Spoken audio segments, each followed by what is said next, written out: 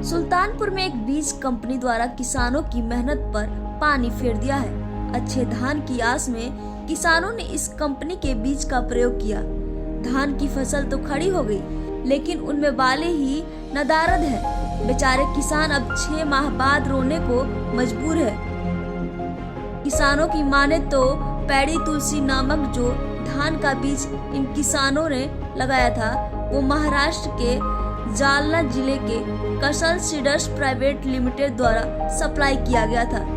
पीड़ित किसानों ने जब अपनी बीती बात उप कृषि निर्देशक से कही तो उन्होंने भी वही रट्टा रटाया। जांच करवाने के बाद कार्रवाई की आश्वासन दिया।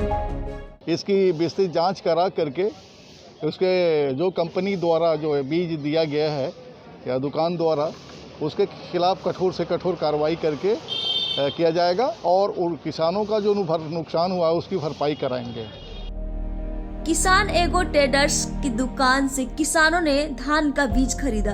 अच्छे फसल की आस में किसानों ने समय समय पर उसकी सिंचाई और निराई भी की। पिछले 6 माह में धान की फसल लहलहा रही है, लेकिन उनमें से बाली ही नदारद है।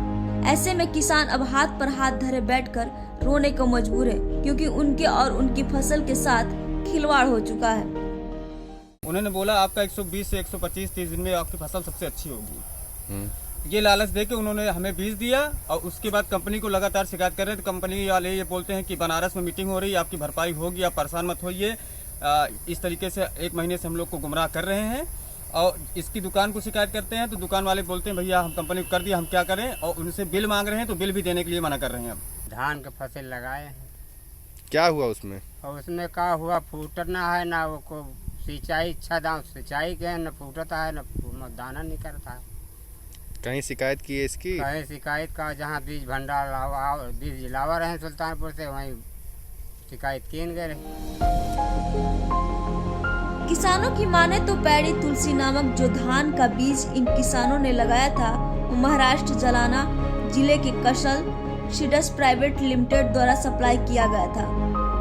पीड़ित किसानों ने इस कंपनी के एरिया मैनेजर, मंडल अधिकारी सहित कई सीनियर अधिकारियों से बात की। काफी शिकायत के बाद कंपनी का एरिया मैनेजर किसान एग्रो ट्रेडर्स की दुकान पर आया, लेकिन गांव चलने को तैयार नहीं है। Bureau report EANI TV।